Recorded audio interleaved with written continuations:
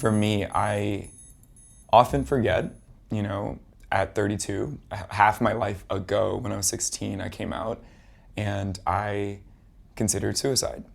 It was very difficult for me to reconcile that space in between living a lie and not being ostracized publicly, or living my truth publicly and being often ostracized. And that's what came to a head in when I was 16, entering my senior year of high school.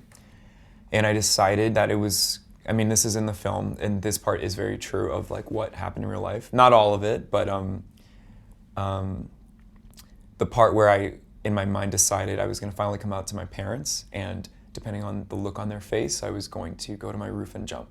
I think back on that moment in my life, and it was a very sort of triggery, impulsive moment. My thoughts were that I was never going to be able to live a life as an openly gay man. I was never going to be able to love a man and be happy and be in the world. And it felt like that means it was never going to be enough to be alive anymore. I couldn't do it anymore. Unfortunately, came to terms with it after coming out to my mother and it not being received well at first. Now we're great, she's my best friend, but back when that happened, she, based on the look on her face, I could not handle it, and I just made the choice quietly. But when I went to my roof, there was someone on the roof. So I feel like I had made a choice that then was interrupted. And so for a long time, I've struggled with what that means to me. Would I still have done it if she wasn't on the roof and I wasn't sort of embarrassed to do it in front of her? It's an awful thought. But I saw her, I smiled, she smiled, like we normally did. She was just a neighborhood person. And I went back down to my room, and the first thing I did was call my best friend, who was my next door neighbor, a building down. And I told him that I needed to talk to him. And I think for me, what shifted the suicide, the idea of committing suicide in my head, was that maybe I wasn't ready to leave. I just needed to find someone who was going to accept me. And in my desperation, I called the only other person that I thought of at the moment. And I went over to his house, and it was him, his mother, and his sister, and they always treated me so well. And I think in a way I thought I needed more than one opinion. So I reached out to another person. And I did, and when I got there and I told them, all three of them embraced me, and I broke down. And it was a really beautiful, beautiful moment.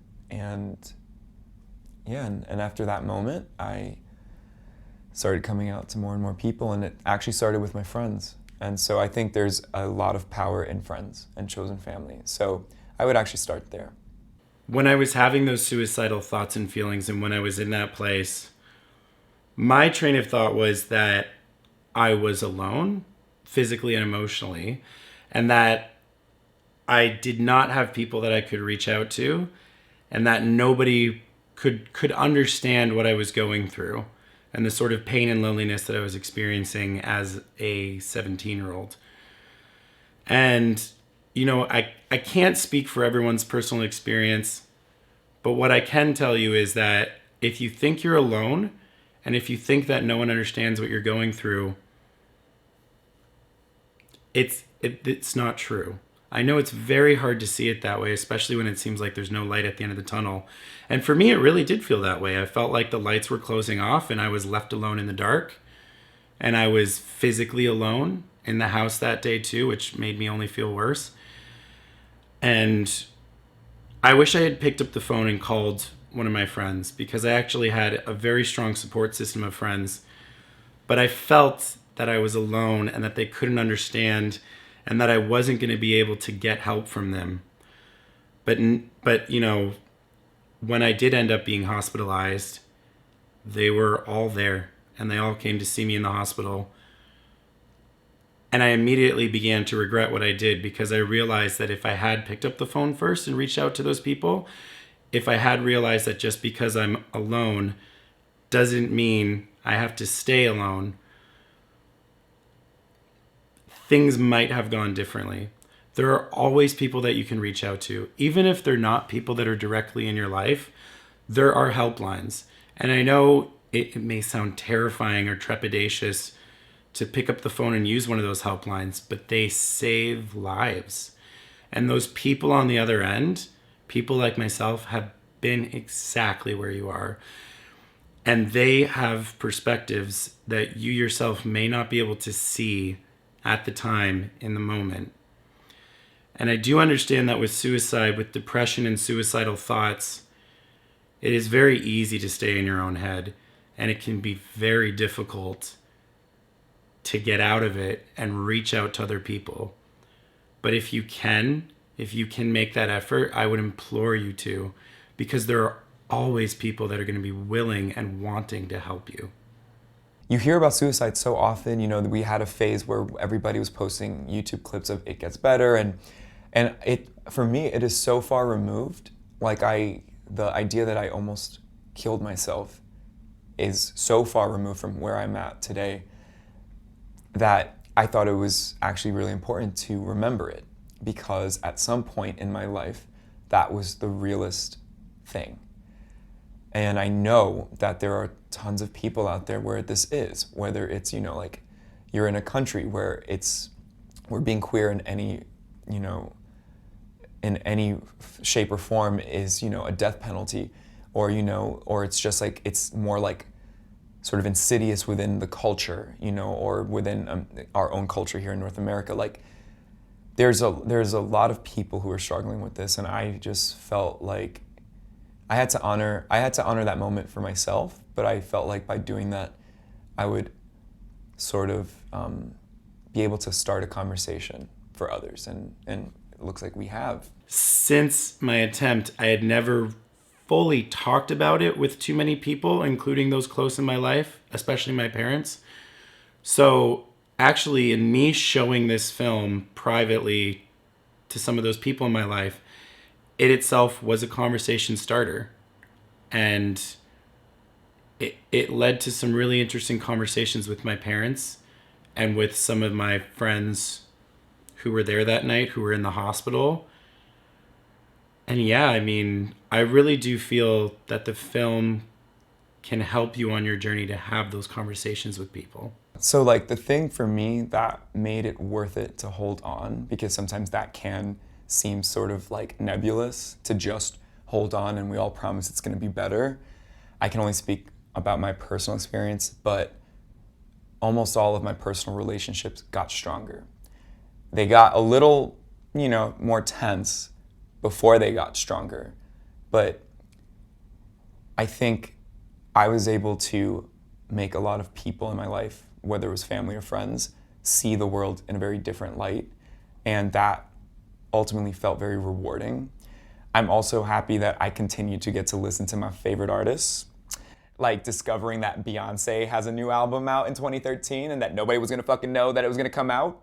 I would never know what that moment was like if I was not here. And so things like that, my favorite movies, finding out that there's a Matrix 4 coming out, come on. This is like, these are big things. These are moments to live for.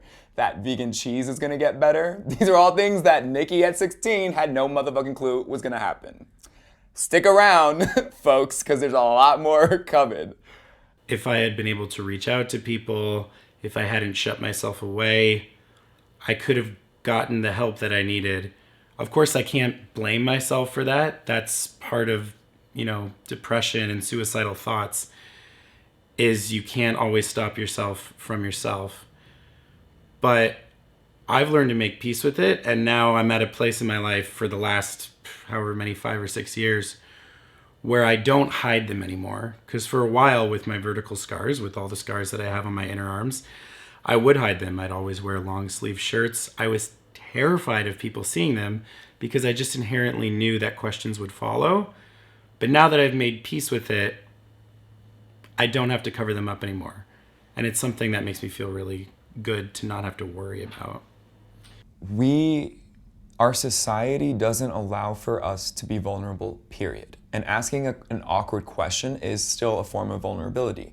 not for the person in question, but for the person who has to ask the question. And I would implore everyone to kind of not give a fuck about how you think you're going to be perceived, because that question of, are you okay? Are you gay? Are you having dark thoughts? Do you, or even saying like, I'm nervous or I'm scared that you're isolating yourself, or just saying anything like is better than making someone think that they're in a vacuum. That's how I feel. And again, doing some research, I saw that I've been reading up on it recently more, and the research suggests the more a person feels like they cannot reach out to people, they won't reach out to people, and ultimately they decide to take their life because there is no one there on the other side to have a conversation with them. When I was 16, I didn't have many people that I could have a conversation with, but I had some people who were unafraid to sort of speak their mind, be themselves, and that inspired me to start to come out. And sometimes it's as simple as that. I think it just comes down to communication. I think we all need to communicate better. Yeah. What would I say to 16-year-old Nick? I would tell him to chill the fuck out. Can we curse? Yes. Yeah, okay, great. I would just tell him to chill the fuck out, that it was always going to be okay, and that there was always going to be something else that was going to feel like the end of the world. But if you just hang in there a little longer, the next day was going to be beautiful. I feel definitely like social media was something that was not around when I was 16. And I know that this is something that can either save or trigger a person's life into sort of like committing suicide, or just getting really down. Like we can feel really high when it's going well and you're getting lots of likes or comments or engagement, and then you can feel extremely low when something doesn't happen. And I don't really have any answers about what the solutions to this may be, but I will say that generally speaking, something that I think we could all use a little more of is social, and the less of media. Sort of like meet up with your friends in person. Don't assume that you're close with your friends anymore just because you can comment all the time and not make a phone call or go grab diner food at 3 a.m. Like, those are really the things that, again, if I go back to like what I'm grateful for now, and I'm grateful that I didn't take my life, it's for spending time with people, going to a diner, just sitting, enjoying, and laughing, and doing things in person that you can't really do in front of like a piece of glass. So I would say that to me is the biggest thing, is like social media is a good way to sort of like keep track of people, but it's not a good way to stay in touch with people, in my experience. What is next for me? Well, as it so happens, I'm currently in the midst of putting together my first full-length feature film. I've done several shorts, and I just feel I'm finally at that place that I can put together my first film. What I can tell you about it is that it is a family-centric comedy drama, and that we are going to be shooting it in my hometown of Windsor, Ontario, Canada. While I can't say it's happening anytime soon, I can't say, you'll be able to see the film in a month or two. What I can say is that it's coming. For me, so I just finished touring with my latest film called 01, and it's a short film sequel to a film from 2016 called Ultra Blue. And I am now working on the sequel to that, which will be my first feature following this character of Jimmy Park. It's called Electric Mars, and and I'm very excited. Where can people see it? Ultra Blue is actually online right now. It's on YouTube, it's on Vimeo, and it's on my Deku. And 01 is we're working on distribution for that as well. And and you can find me on IG, Nicky Neon, Nicky. And I'd be happy to share my work with you.